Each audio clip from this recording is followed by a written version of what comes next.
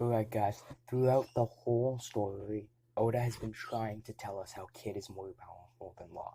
We just did not listen. Let me explain.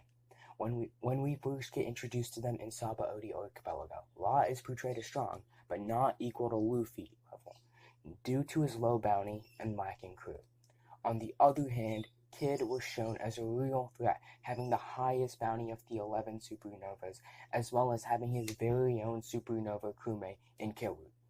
Fast forward to the time skip. They both got into fights. Although they both lost their fights, the level of their opponents are completely different. Firstly, we have Kid losing to Shanks, and then we have Law who lost to Doflamingo. They're both decently strong, but Shanks is just much stronger than Dofi.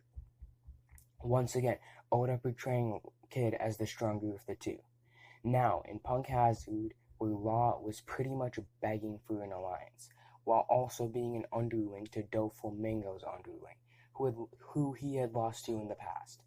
Kid, on the other hand, was getting alliances begged from him by Hawkins and Appu, even if Appu had ulterior motives. Killua was the one who was dragging Kid into that alliance. Now, in Dressrosa, Law's plan fails miserably and gets destroyed by Doflamingo yet again. He then gets bailed out by Luffy going Gear 4 Bounce Man and beating Dofi. In Whole Cake Island, we find out that Kid had raided Big Mom and stolen who rode Poneglyph, and beating one of her sweet commanders. It has not been specified which one, although beating any of them is impressive on its own and much better than anything Law has done up to this point. Kid then gets slimed out by Appu, which leads to him getting jumped by Kaido and getting thrown in Udon Prison in Wano. Notice how Kid only loses to Yonko, first Shanks, now Kaido.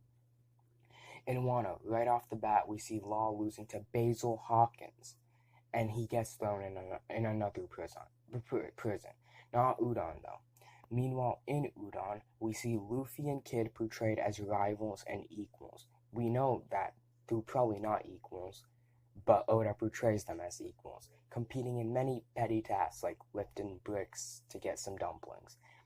Once they get to the rooftop, Kid and Law are portrayed as pretty close in the same power level. What am I saying? And again, in the fight against Big Mom, where they awaken their double fruits.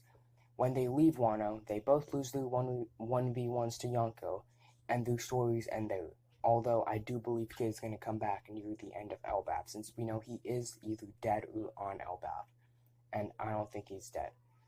One more thing I want to add is Kid's devil fruit attracts metal. So if they end up in a 1v1 scenario, Law would be at a heavy disadvantage due to Kid pulling away his sword.